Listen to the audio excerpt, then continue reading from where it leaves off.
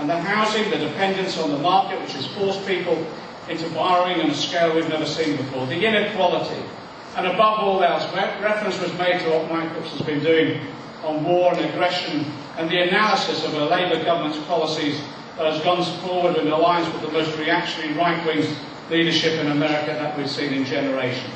We know the causes of this crisis. It's neoliberal policies, it's the unfettered role and dominance of the city, globalisation which is corporate driven.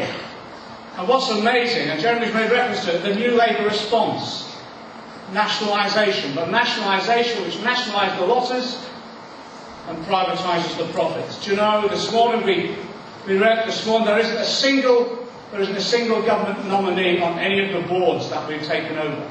They're setting up some arm's length clangor. And what is amazing, isn't it a scandal? The first one we take over, Northern Rock, is the one that's repossessing homes more than any other financial institution.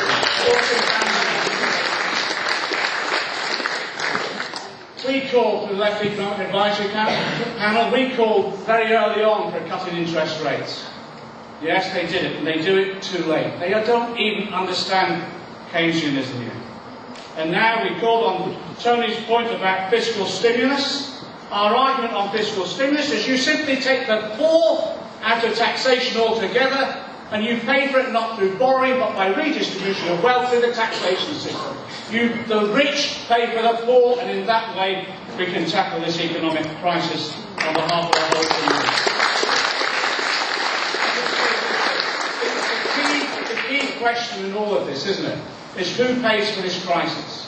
Well, on every policy so far that's been introduced by the government, it's the working class that's paying. We're paying for it. And what we need to do, we need to discuss today in detail, we've got the resolutions, about what our response should be. It's about the ideas, of course. It's having a shared understanding of how we've got here and a shared understanding of the policy programmes that we want to campaign on. But above all else, as others have said, it's about action and mobilisation. Having secured the discussion of ideas which we're clear about, we need to go out there and campaign.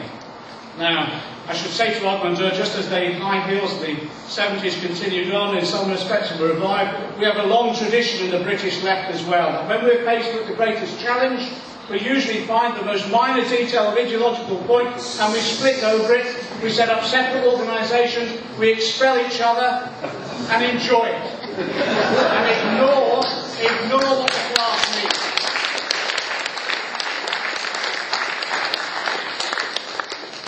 People are looking to the left. Tony's right. The whole of the country is to the left of this government. People are looking to the left to see where we go from here.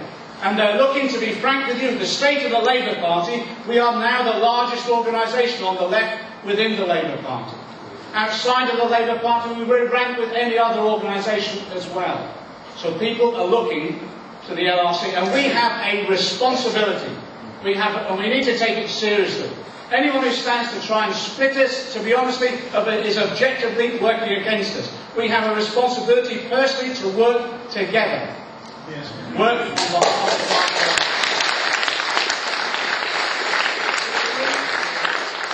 we agreed last year in a strategy. Work within the Labour Party, work without it. Work wherever you can and fight back wherever you can, but fight together. Work in a broad, united front, and that's our intention. So the actions we need to debate today. What they'll be calling for on pay, the government will be calling for restraint, and the CBI and all the rest will be calling for restraint on pay. And to be frank, people are frightened about their jobs, and it will have a resonance. Hold back your pay to save your jobs. Or what it will mean being holding back on pay to cut people's living standards. So those unions that want to stand up and fight on pay, we go alongside them. We get on those things.